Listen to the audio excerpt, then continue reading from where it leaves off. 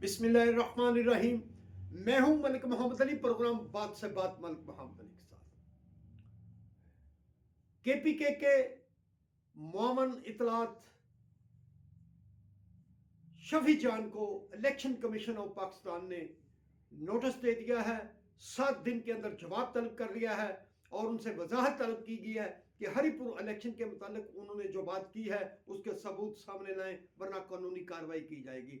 आज के प्रोग्राम में इसी मौजूद पर बात होगी।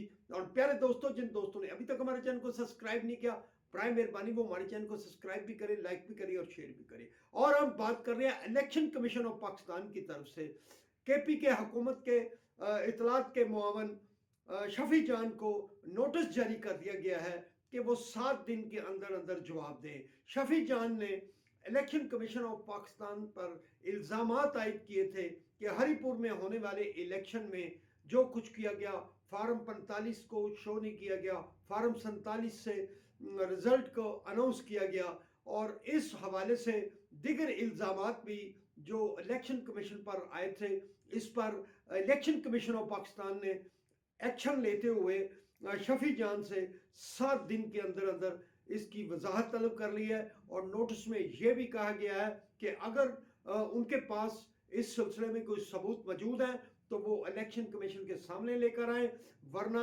अगर उन्होंने सबूत ना दिए जाए तो फिर इलेक्शन कमीशन ऑफ पाकिस्तान की तरफ से कानूनी कार्रवाई अमल में लाई जाएगी।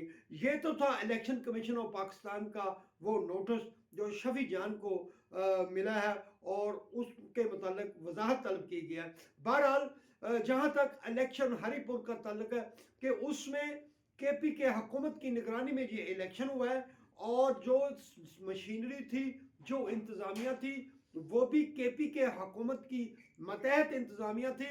तो इस तनाजर में क्या मुमकिन है कि वहां धांधली हो सकती थी या नहीं हो सकती थी? ये तो फिर क्या केपी के हुकूमत इतनी कमजोर थी कि उसी की इंतजामिया के जेर साया ये इलेक्शन मुनक्कद हुए और फिर धांधली भी होगी।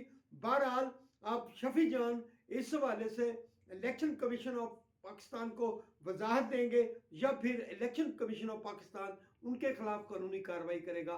सलाम पाकिस्तान, सलाम ओवरसीज, अल्लाह हाफिज।